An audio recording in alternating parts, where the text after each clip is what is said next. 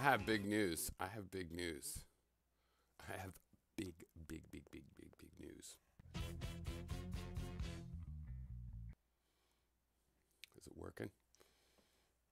Because I got the big news. Big news. It's working. I'm back. That's right. Back. Got a soundboard, kind of sucks. And I don't mean the sounds on it. They need some work too, but I mean the software that I'm using. Nevertheless, I have come here to chew bubblegum and kick ass, and I'm all out of bubblegum. all out of bubble gum. All right. So let's start off with this. Oh, I'm supposed to turn something on. Turn the chat on. What? This is ridiculous. It's sort of still a test. Okay, copyright community.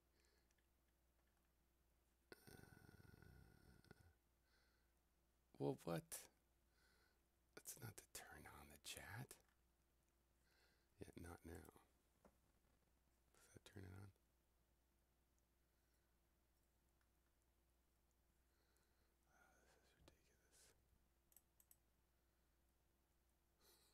Oh, this is ridiculous.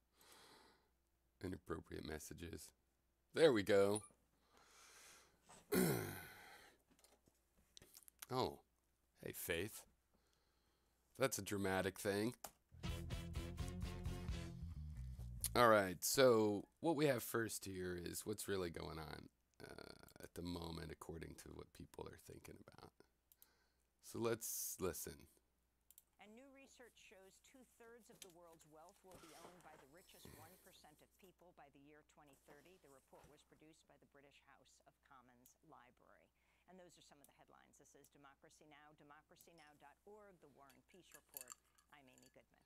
We begin today's show in Syria, where Syrian government forces have taken full control of the Damascus suburb of Eastern Ghouta in a major victory for President Bashar al-Assad. The capture of Eastern Ghouta followed a Russian broker deal that saw the last remaining rebel fighters granted safe passage to a rebel-held area in northern Syria. Human rights groups estimate some 1,700 civilians were killed in heavy fighting after Syrian forces backed by Russia launched an offensive on Eastern Ghouta in February. The UN says food, water, and medicine are in short supply for those left behind. This is UN humanitarian advisor Jan Egeland. There is, by our account, still at least 100,000 people in Douma, and they need desperately our help. We have been prevented from going there. We have had very little supplies to there, and now hopefully there is finally an agreement between the armed actors. Eastern Ghouta's fall comes as the UN Security Council is set to meet an emergency session today over the growing prospect of a war between Russia and the U.S. after President Trump threatened U.S. strikes in response to an alleged chemical weapons attack on Douma last Saturday. This is Russia's UN ambassador, Vasily Nebenza. The immediate priority is to avert the danger of war. You just mentioned that you want to avert the danger of war between the US and Russia. Look, we cannot exclude any possibilities, unfortunately, because we saw messages that are coming from Washington. They were very bellicose. They know we are there. I hope, I wish there was a dialogue through appropriate channels on this to avert any dangerous development. This comes as President Trump tweeted Wednesday, quote, "Get ready, Russia, because missiles will be coming nice and new and smart." Then on Thursday, Trump appeared to back off slightly from his aggressive stance, tweeting, "Never said when an attack on Syria would take place. Could be very soon or not so soon at all." That last tweet came after Trump missed a self-imposed deadline of 48 hours to announce major decisions in Syria in the wake of an alleged chemical weapons attack on Douma on Saturday. Those comments came as the Russian Foreign Minister, Sergei Lavrov, said Russia has evidence the attack was fabricated. French President Emmanuel Macron has said he has proof that Syria's government carried out the attack, and NBC News cited two unnamed U.S. officials who said blood and urine samples taken from a victim and smuggled out of Douma show signs of poisoning from a nerve agent and chlorine gas. On Capitol Hill, Defense Secretary James Mattis said the U.S. is still investigating the attack. This is Mattis being questioned by Hawaii Democratic Congressmember Tulsi Gabbard. What would the objective of an attack on Syria be, and how does that serve the interests of the American people?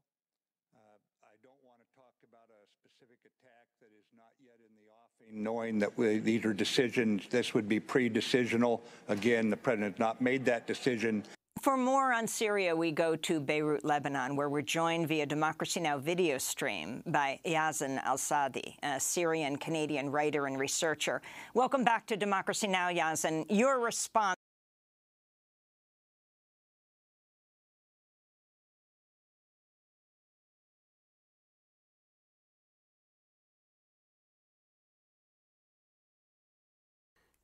So maybe the audio was fucked up. It's still testing the new setup, I guess. Because the soundboard is really loud. The desktop audio was low. And so that could be a thing.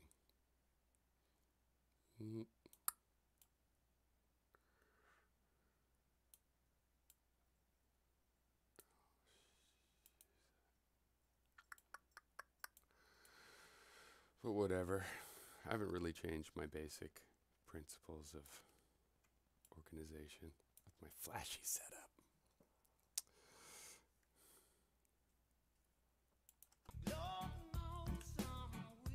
How's that? Is the audio good? Okay. So Syria. Now, what people will tell you is that the Syria situation is really about oil. I mean, it can't be about the humanitarian crisis for a couple of reasons, if you think about it. I mean, some of them are contemporary reasons, and some of them are deeper, meaning that certain aspects of it are obvious that at the current moment in time, the reasons have to be different than what's given always. And then some of them, though, are because people have a weird perspective or view on how the world and geopolitics works, and that's what leads to it. So, it can't be the purely humanitarian thing, because there's a lot of situations. I mean, we're actually helping Saudi Arabia and Yemen, as you will hear, and there's things going on, I think, in Myanmar. I don't even know all the hotspots. You can look them up. It's hard to even remember because there's so many like hotspots of injustice, right? So it can't just be that, or else we'd at least be prompted to react to all these other things, and we're not. So the other thing is that hundreds of thousands of people have died in Syria, and if a dozen people die and there's a chemical agent involved, so what? So that's an example of the deeper situation where I'm just laughing at what Kenneth said. Hi, Kenneth. So that's a deeper thing about how people look at things. Like, a terrible way of killing people is of great concern to the populace, the way they see it right now, evidently. Killing people with bullets, for example, well, you kill 100,000 people with bullets and bombs, that's not great, but at least you didn't kill a dozen people with chemicals. Now, that has to do with how people look at the situation. On the other hand, the things that are going on in Yemen right now, that's horrible by our current way of looking at the situation. It's as horrible as chemical weapons and nothing. So it's obviously about something else. And yeah, it's about oil and about us versus Russia or other powers, even European powers. This particular event is not about our struggle with other Western powers we ally with directly. Like, France and, well, mostly like France.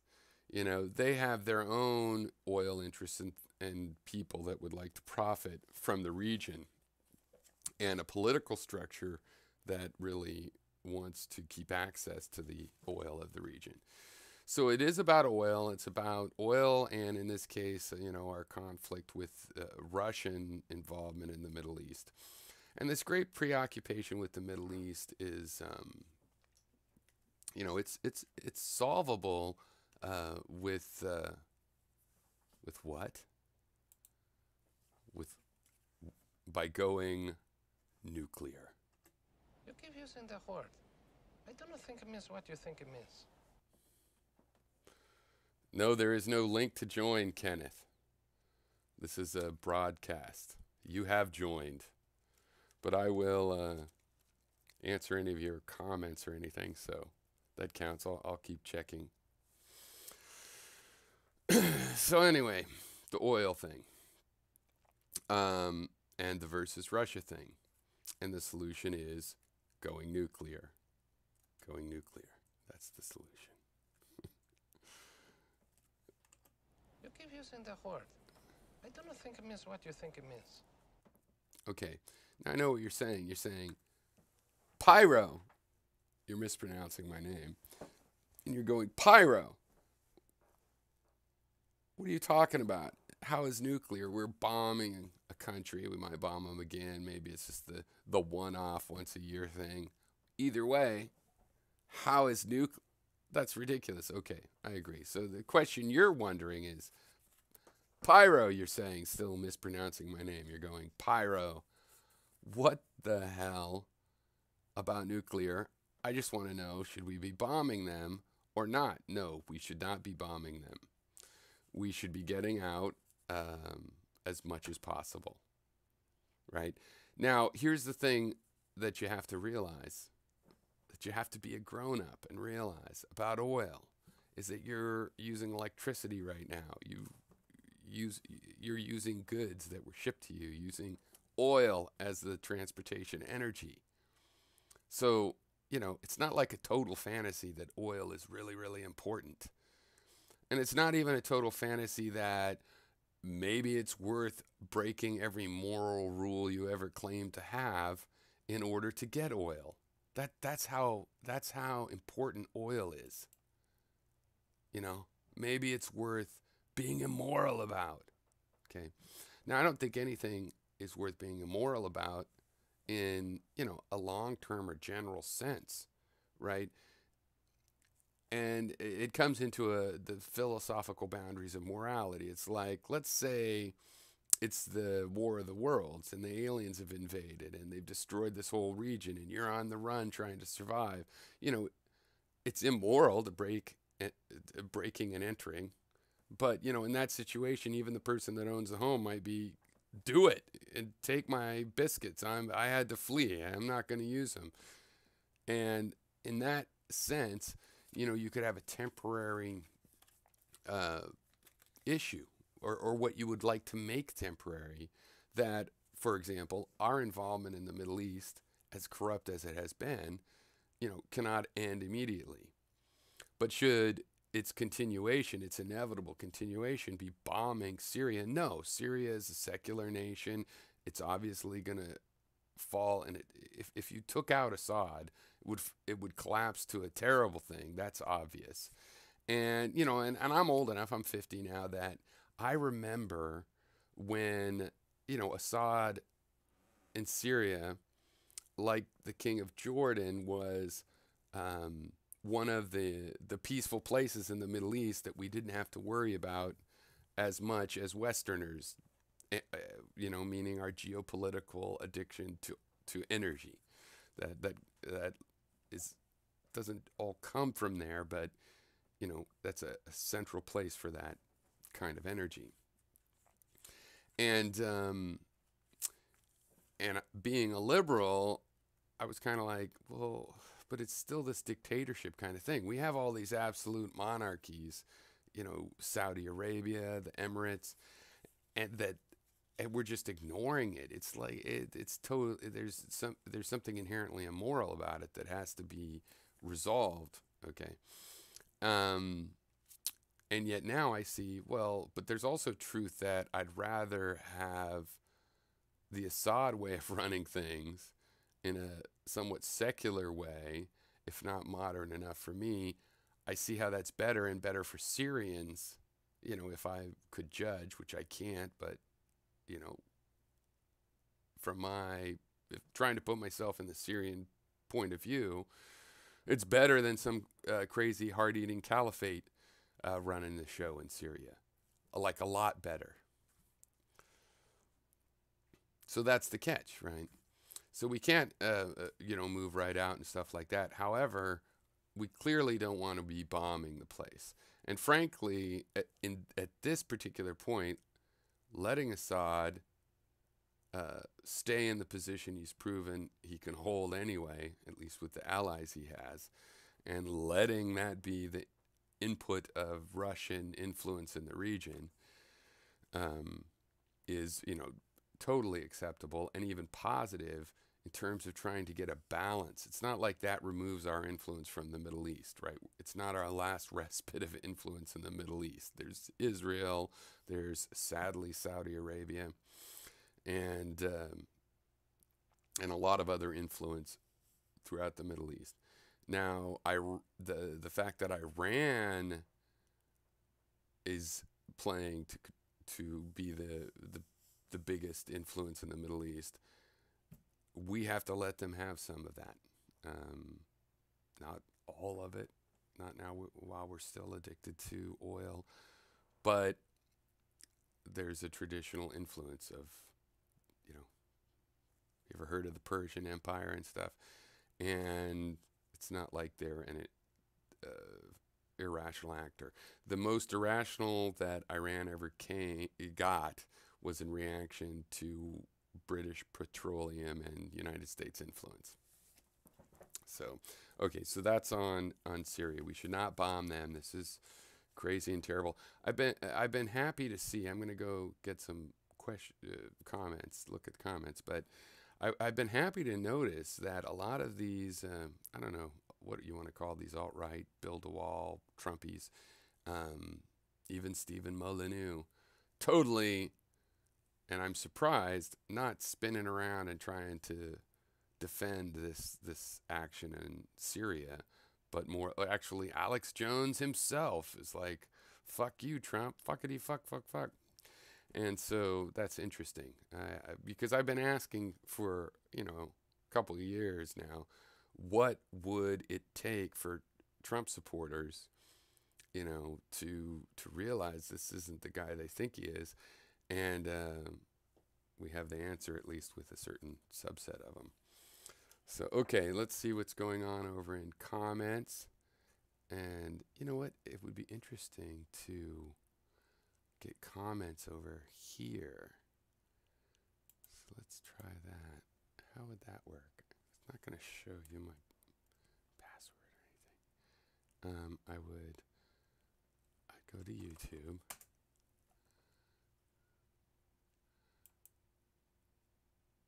I think Creator Studio is the way to do it. And then I would look at live streaming. It will show me the comments, and then I can blow this up. Let's see. Where's the comments? I don't see any comments.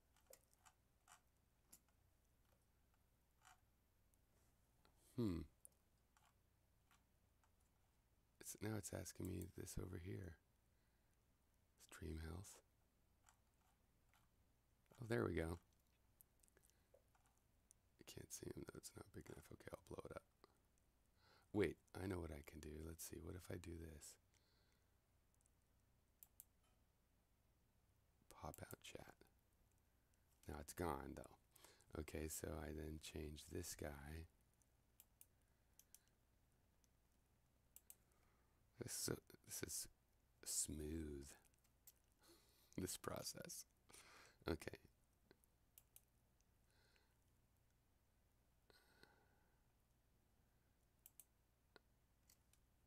go.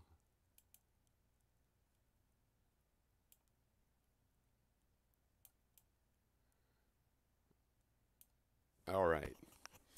So volume's really low on my end. That's an old one. I already responded to that.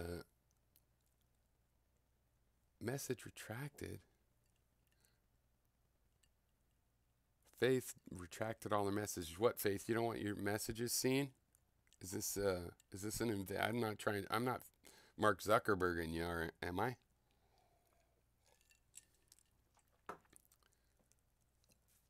I will I don't know what to do. Okay, I'll leave that up to you. I mean, all right. So, let's see. We have Kenneth sees the damn film strip again. That's right. You do. Thank you, Kenneth, for noticing. It's all about the film strip. That's my scientific theory. We have a series of film frames, which are really little tiny, they always have time in them. So they're little clips, all of these little film clips that keep flooding us. And we're watching them, but not just watching, because it's like smell-o-vision and hunger vision. We got everything through it. So it's all about that. That's the science theory, is the transformations between frames. No link to join. Long time. That's right. Hi, Brent Simpson. Nicholas De Silencio says, I think oil is secondary, primarily. I should read it over here. Primarily, its alliances with Israel and Saudi Arabia, with sights on some future political end. Yeah, and even less than that. I mean, it's like habit. The USSR had influence with Iran and Syria. I think Syria, maybe not Syria. Yeah, you'd have to want to Google that on which ones. But the point is, when the Soviet Union fell, it was hard for Russia, and a lot of those relationships, evidently, according to reporting, were broken. And this is a way for them to, get back in the Middle East in a real way. And it's already happened. They have bases in Syria. And then this is a reaction to that. There's pipelines they want to build across Syria and stuff like that. It's going to make, millions for the Koch brothers and those types, things like that. I think that's the main, as far as what you're saying, agreeing with you're saying, that's the geopolitical end. And, it's obvious to me that nuclear energy is the way to go. It's way less dangerous. Nuclear energy is way less dangerous than oil energy. It puts off less radioactivity than coal, because in the case of nuclear, you keep all the radiation and you keep burning it for fuel. In the case of coal, it's just in the ash and you send it out there. And there's more energy in the radioactivity of the ash than there was in the coal you used to build it.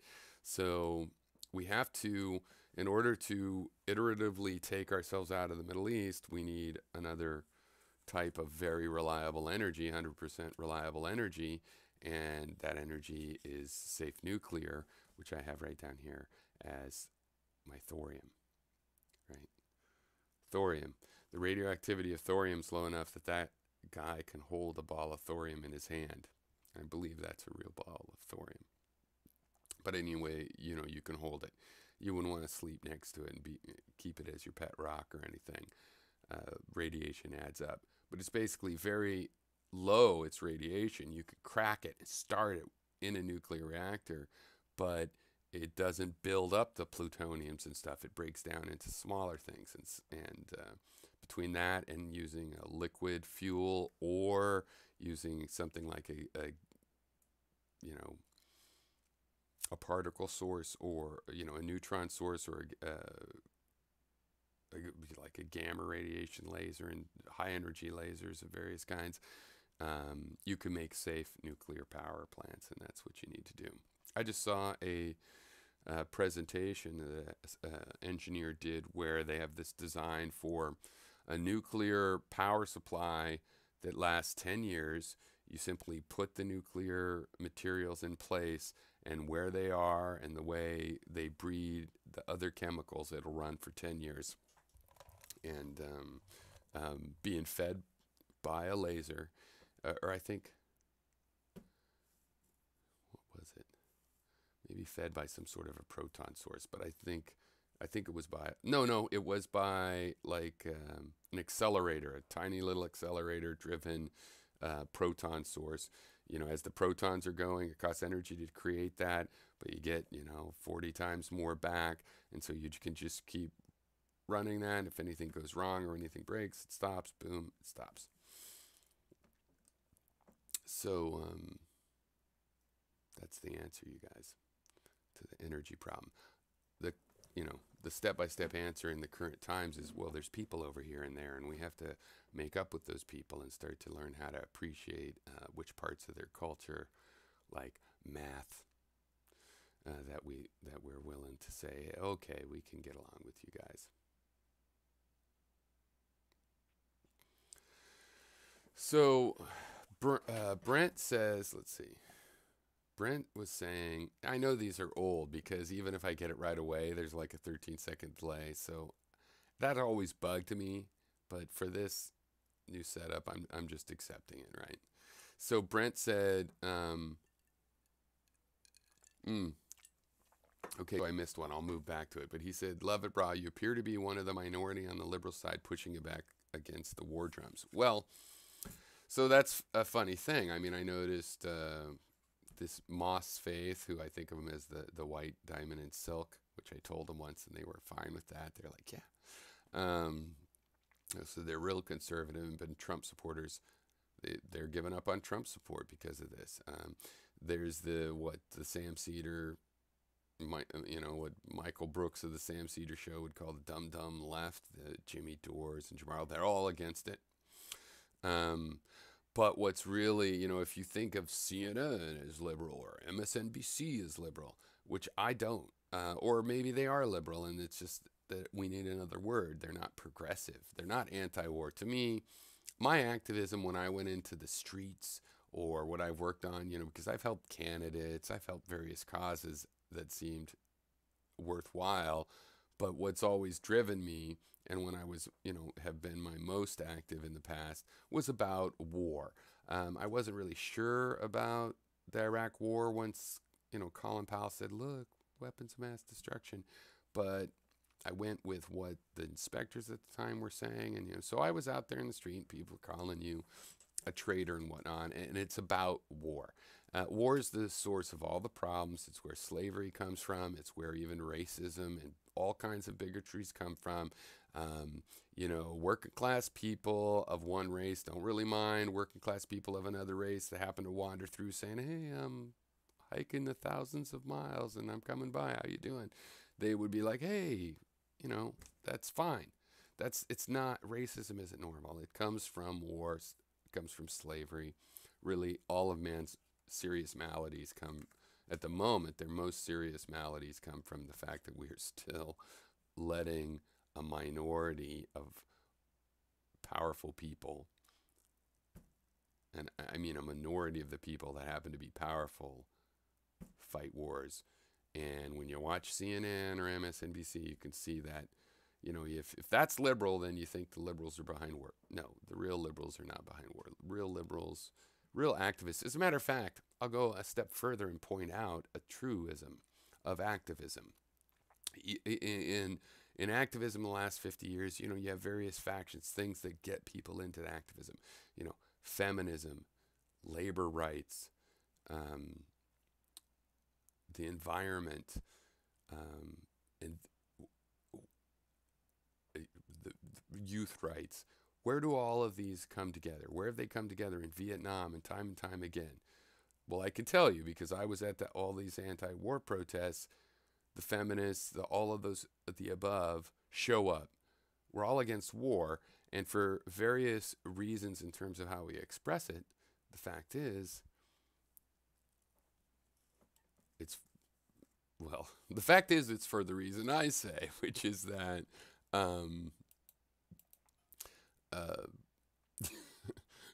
my reason. No, it's because war really is the root of all problems that the human race encounters right now, that it's also the cause of. I mean, there's other problems, and if we got rid of this problem, it'd be easier to see what they are. But of the major problems caused by humanity to itself, things that the working class is driven or somehow fooled into or decides to do on purpose, or however you want to put it, they all relate back to war.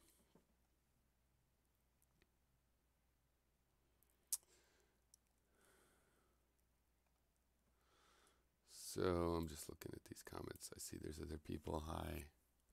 Hi people. I don't know what your comments mean.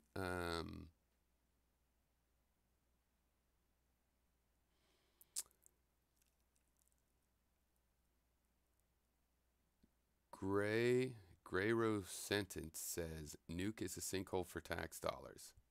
Oh, you mean nuclear energy? Nuclear energy is way cheaper than oil. There's no doubt about that. Even the current unsafe nuclear is.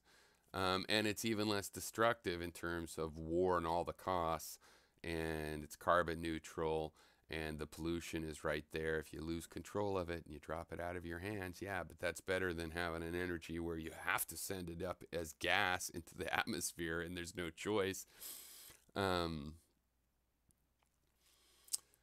Nuclear energy is totally the solution. And I don't think there's any doubt that that's what we're going to have in the long run, in 100 years or so. I mean, if there was some 0-point energy or the nuclear in question becomes fusion, okay. But I mean, we got nuclear right now. It's going to be some form of nuclear or, basically particle physics related sorts of energy.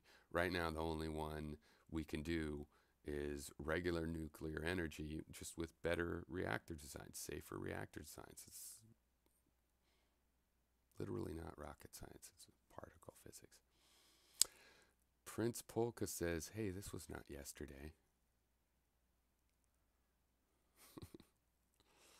It's true. Establishment mouthpieces. That's the comment of Gray Rosatant. Oh, yeah. You must be in MSNBC and CNN. Yeah. And, it's sad.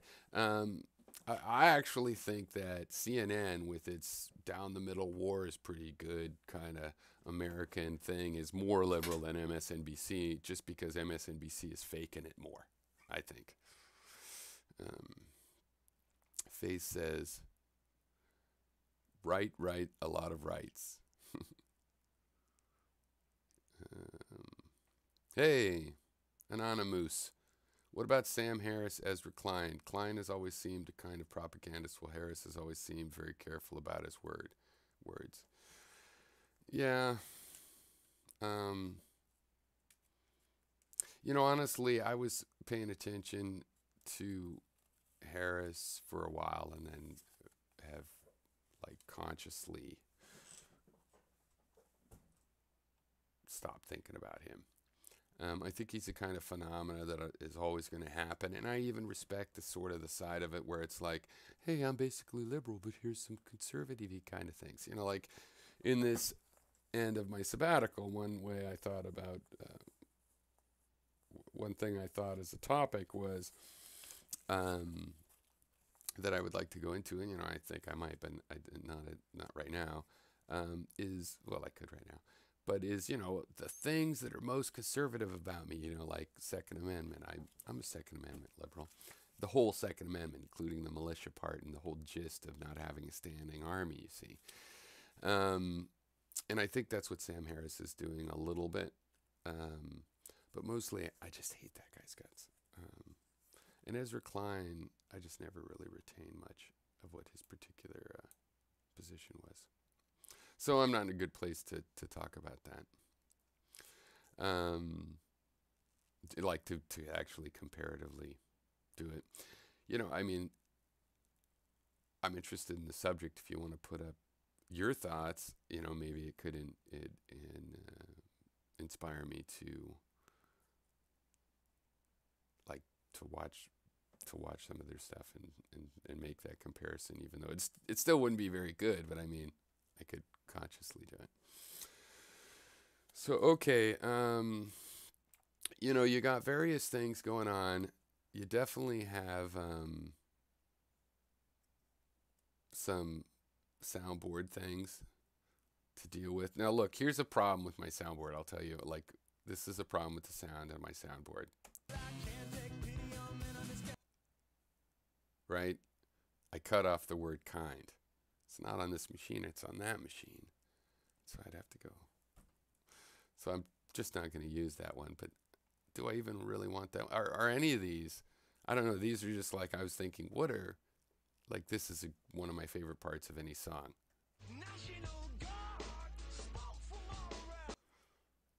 And very politically relevant as well.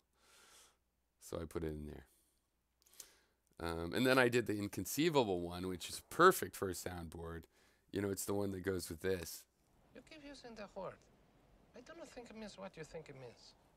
But again, I cut off the end. It's really hard to separate it from whatever comes after it. It takes a long time. I'm really not good at it, spending the time.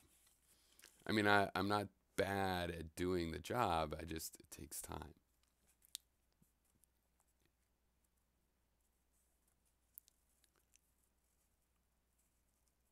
Oh, that's right. No, Brent, I never went back to that question about the petrodollar. Yeah. Well, okay. So again, I don't think I have a great insight on how the. So the question is, let's see, show it. So this one down here. So making a yen petrodollar. Am I supposed to pronounce that some other way now? So, okay, this is a great example of something I don't think I have any insight on how that works. But, you know, I've been following it for decades as far as this idea of the petrodollar and why that, you know, the world economy and how it influences trading in general. It's kind of like, why is the dollar worth anything in the first place? Well, you have to pay taxes in it, so people have to have them. So then if you trade people, they can at least pay their taxes in it, which means that other people want it, which means they can pay everything in it.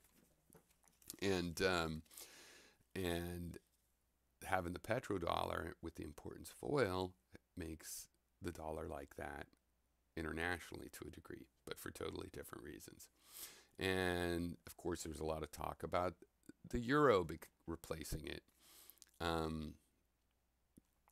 My perspective on it, I think the most apt that it gets is that is the philosophical aspect of it.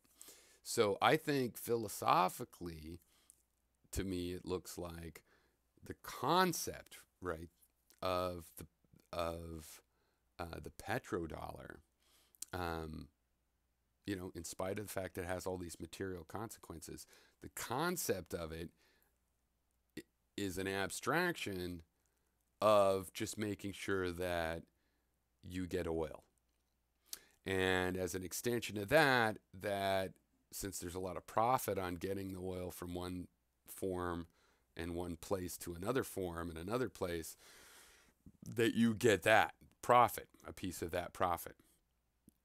Right. And the petrodollar is therefore, you know, like the concept is the fact that the petrodollar exists as it does reflects that America has a big piece of that, the biggest, right? And that we are even going to get a VIG on anything that we're not involved with. Two other people are trading and doing stuff in oil.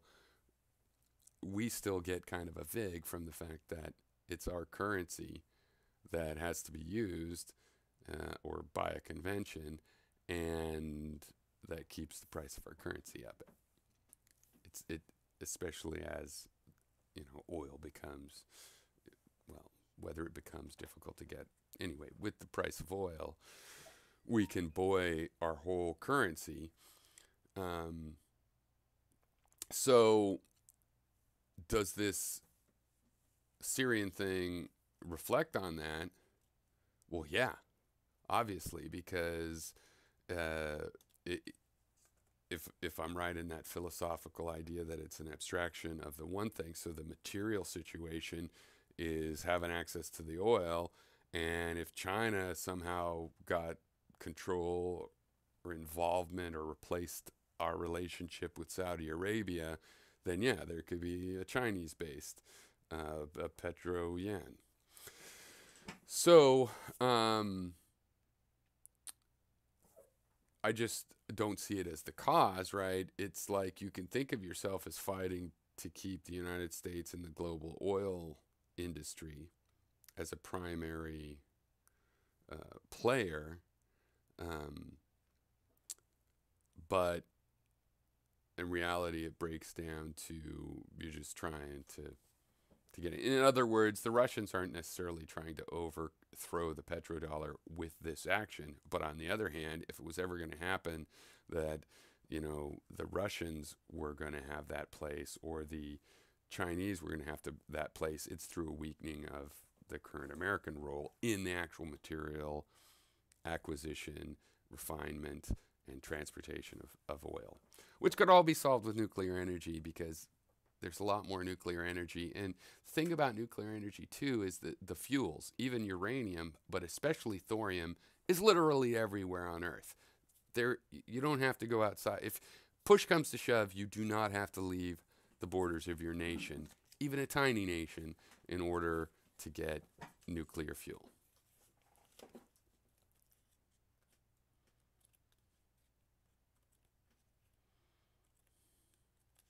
Okay. So I have a few things I was going to go through.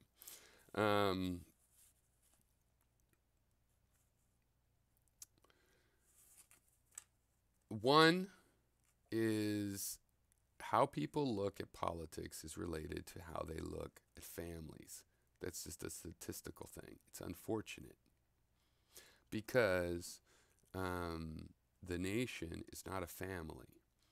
Okay, but they've done studies and questionnaire type studies, and you can find out that how people think about the role of a father in a family, the role of the mother, how the children should behave, and what their responsibility should be, and all of these things. Whatever you think about that is predictive of your political positions. And people, you all need to break out of that. The nation is not a family. So, for example, you have on the conservative side this traditional view of a family with it's strict, right? The father is loving but strict, and the mother is maybe too much of a pushover or nurturant, but she follows the father's strictness and all of that traditional idea. And you have a more modern idea of a family where the parents are partners and they're more nurturing and loving, and if they have to be strict, it's the lovingness is generating some sort of strictness. And both of those models are fucked up because the government is not our parents, okay? The government is our secretary. The government is there to make sure that we have pens and paper, only clean air and water and things like that. Okay, so people need to break out of that kind of mold, and you can see it for yourself. People's political positions on things like this bombing in Syria are related to how they view whether you should, when a crisis comes in your group, which they think of as a family, whether they subconsciously, how should you react? Should you be like, well, I swatted him, I spanked him? Or should you be like, hey, let's discuss this, young man, you disappointed me?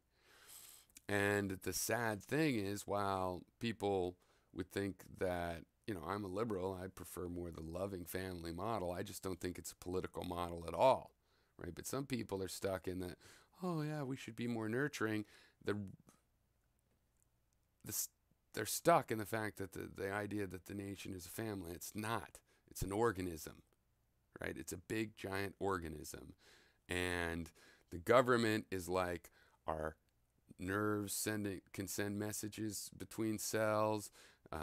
We can make an alert and ensure that we get some hormones, or a fire company truck comes out and puts out a fire. It's our infrastructure. The fact that we need infrastructure. It's our servants. It's the thing that keeps the tubes running. It's not our boss. It's not our parents. It's not responsible for us until we reach the age of majority. Never, because we're the citizens. No, we're already at the kids don't get to take part. It's all adults, and it's about having an infrastructure. It's not about how to run a family. How to run a family is different. We can have people that run the families both and all the infinite other number of ways, and we should. But the government is how to run an organic system of living beings. Right?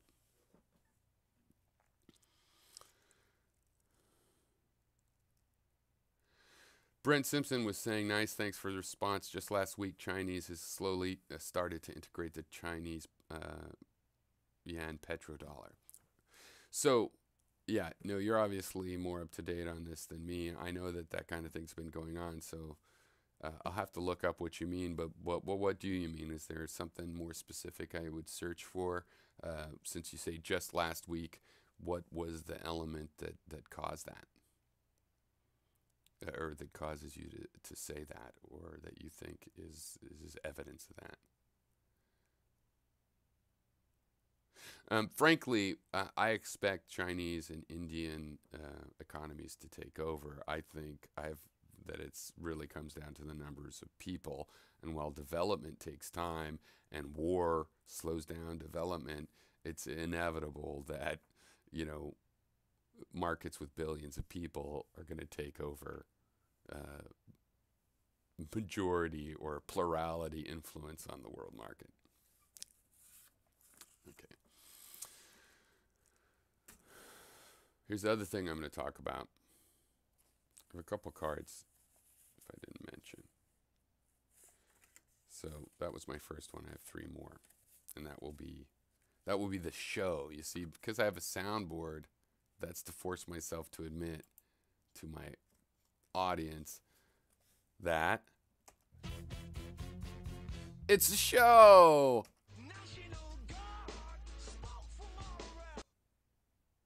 It's a show in which I missed my cue. I have come here to chew bubblegum and kick ass, and I'm all out of bubblegum. Okay, now I'm gonna have to admit I have a card around here with things that bug me about Gary's scientific videos. It is not one of the remaining 3 cards. Oh yeah, that was another thing I was going to do, because, since it's a show, you guys should recommend things for me to talk about, because I'm totally into that. Not like the past. Yeah, that's probably not true. I'm probably still going to just talk about what I want to talk about. Sorry. Hey, I might have a theme song, but see, I'm doing this on my Ubuntu machine, and over here my Windows machine, which is where I have the Native Instruments machine and the the music software. I'm not sure how to get that to turn into a WAV file. Complicated. Okay, I know ways to do it, but I want to play it live, right? Not have it sequenced, and that's what I don't know. Okay, so here's a totally new subject. People are the topic here is how I can help you. Heithel Day, in my sabbatical, I was thinking about, Heithel Day pointed out I should have more the attitude of, hey, help a brother out. He's a total idiot. He's about to destroy his car's engine while he's working on his car. Tell him, no, don't do that. And, whereas my attitude was kind of like, hey, I'm just here to share information. And I was thinking of these two together, and I'm kind of like, well, then my position is sort of like I'm walking around on the philosophical discussion field, and there's a guy in a hole, and he's digging himself deeper. And instead of like, hey, let me help you out of that hole, I'm like, hey, I see you're in a hole. And they're like, yeah, it's great down here. And I'm like, really, what's it like? I see you got a bedroll and a table, and tell me what's that space all about? And you should come down. Like, no, thank you. I see you have no way out. You want a ladder? You want a rope or something? And they're like, fuck you, you troll. And, you know, I'm not going to do what Hythloday seemed to be suggesting, which is make a ladder, put it down there, go down there, and try to drag him up the ladder like he has done with Gary. I just don't think that's as nice of a thing to do as Hythloday. But it did make me think. Things I could help you guys out with, right? Ways you think silly. And I, not hating you for it, I just think you're kind of adorable when you do it. Or when I do it. I think all humans have this tendency. That maybe I could kind of say, hey, here's some things. So this is an example of a thing which is really basically a religious thing that you still do, even atheists. And people that literally are theistic, they don't necessarily do it, oddly enough. But their religion is built up from people doing it in the past, which is anthropomorphizing concepts. Right, so you have, Poseidon is turning the ocean and the weather of the ocean and just how it is in the ocean and how the ocean is into a personality. And the reason we do this, of course, is because the human being has a lot of neurons dedicated to understanding personalities. And so any complex phenomena, if we think of it as a personality, our memory and the mnemonics and everything works really well, and we can go, there can be a whole gradient of 50 million different kinds of weather patterns, and your brain will go, oh, Poseidon's angry, we better get off the ocean, it's going to be bad weather, without any analytical, let's do the math and see if this really is bad weather. So we can understand complex things, and the problem is, of course, these things aren't persons, and so, those metaphors that we are using that work to a degree are going to fail at some other point, like when you think that you can get Poseidon's good favor and he won't bring a storm because he likes you. You can't have that kind of relationship with the sea, actually. So it's going to break down at a certain point. As human beings get sophisticated, it'll fail them if they make their guesses and judgments based on it. All right, well, people still do this, and you could tell when people are doing this. And it's like, for example, with feminism, it's like, are you a feminist? Or you have them tell you what feminism is, and they will start to describe a person. A person thinks this way, right? What is feminism? It's the way these people think that are just blah, blah, blah, blah, blah. They'll be talking about people that allegedly or even really have this idea, right? And the concept has to be kept separate from that. When you see that process, what people are doing is, instead of building a technical concept where that's like a litmus test, it has criteria, you could say, is this one or the other? They're saying there's a club of people, these people that describe themselves as feminists. That's what feminism is. I'll decide whether I want to call myself a feminist based on what that club is like, what the club vows. When in reality, something like feminism or any activism is about saying, well, I believe there's an injustice in the world that, I'm interested in it being rectified. And what is the injustice? Whereas you could have a club of people that claim to be feminists, and maybe they don't really do anything or aren't worried about that, that injustice. They got a different idea or a different motive. Which would feminism really mean? Well, it means concept, not the club. The club's always changing. The club's always changing, and it's always prone to a corruption, and that's true on anything, right? That's even like white supremacy. There's people that are just playing along for some other reason.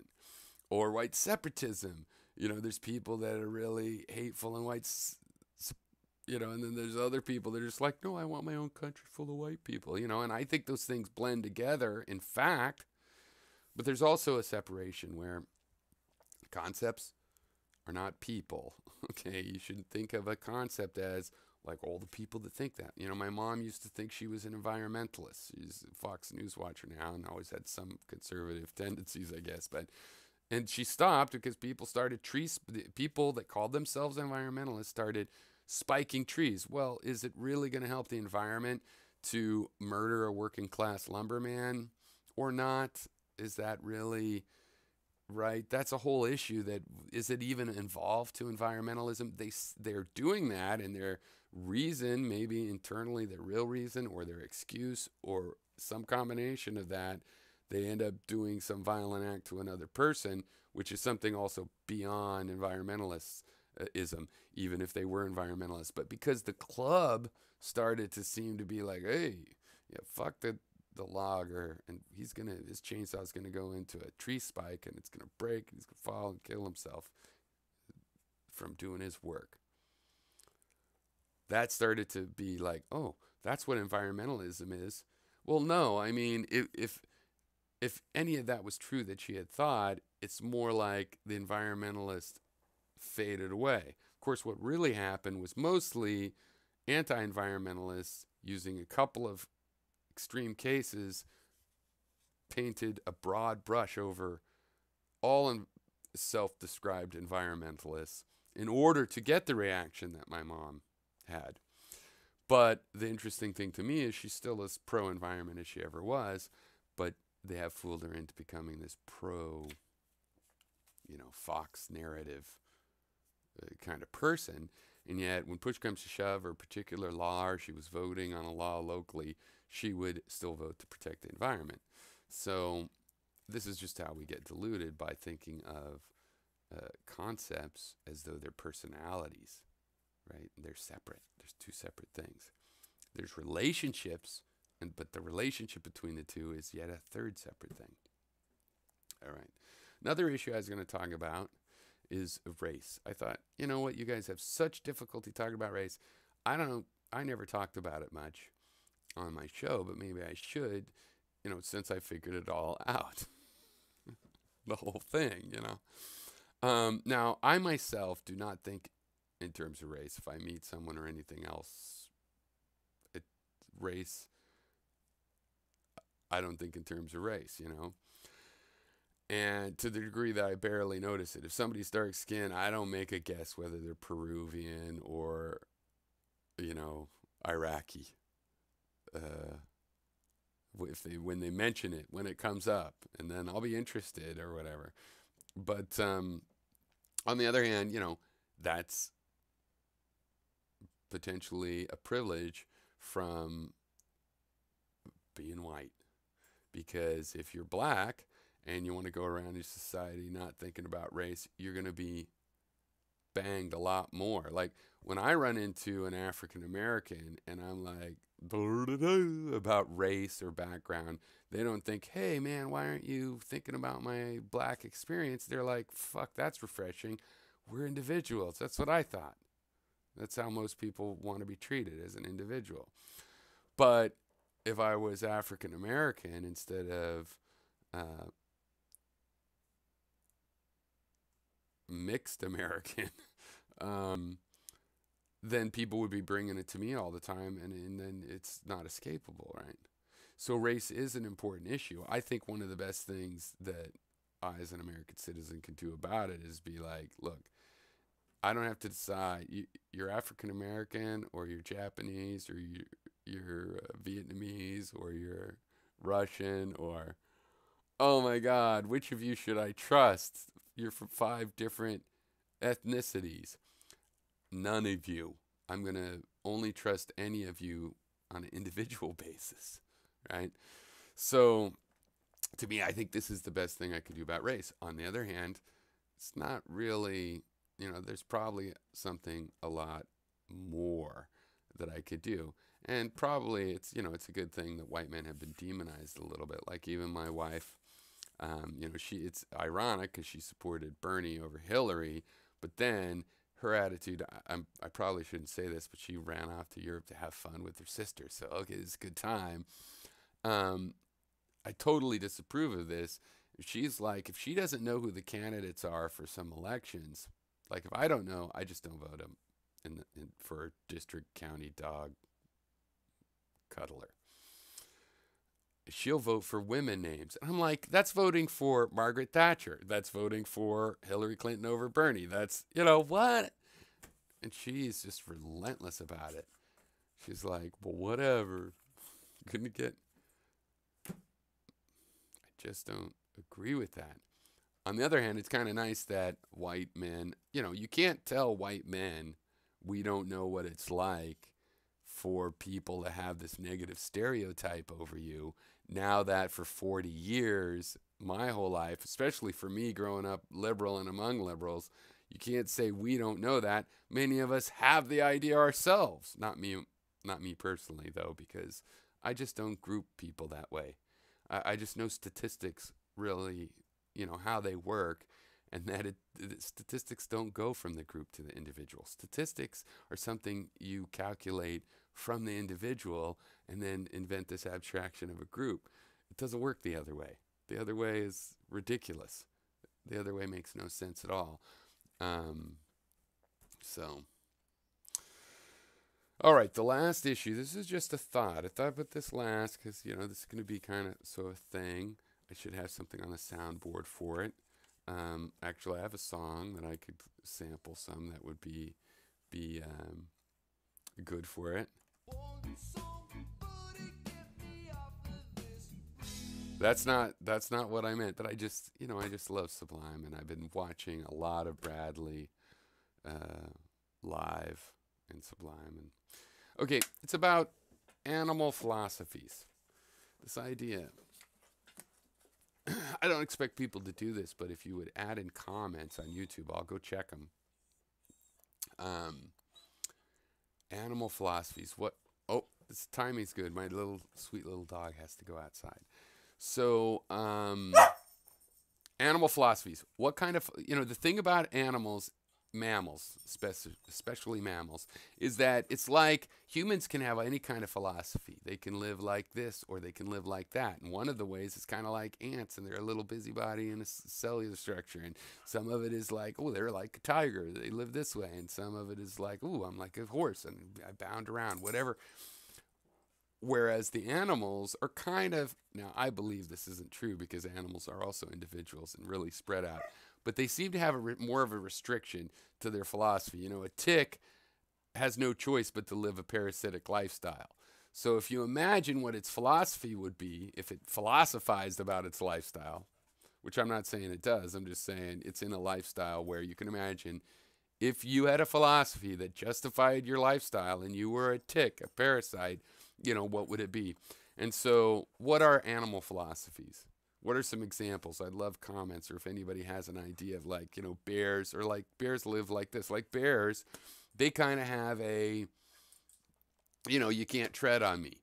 They're not uptight. They don't have a Napoleon complex because if you fuck with them, fine, they're going to hang. And yet they don't really go looking for fights mostly. There's some breeds of bears that don't have that reputation, like grizzlies, but even they are pretty much like that. They don't have to because they are indomitable. There's animals that they can't attack very well. The grizzlies, the polar bears can't really deal with the big seals unless they're already dying and things like that. So it's not like saying they're at the top of being able to kill everything. No, but there's really nothing over them that if they're healthy, has any good reason to fuck with them. So they have that kind of philosophy. And then there's dogs, which the dog's loyalty and attitude towards the members of their family, even humans and stuff, other mammals don't have that. It's not intelligence or anything like that. They really do have a philosophy of sticking by people that, like if you bribe a dog with bones, that dog isn't just bribed and like looking for a better bribe from someone else. They're like, you're a great person. I got your back, and they'll die for you at that point. So what are the animal philosophies you could think of? And I'll probably come up with some. Okay. I can't get to the last comments because Lily here, oh, little Lily, wants out. Little Lily. This is what she says when she needs to go pee. You're so cute, Lily.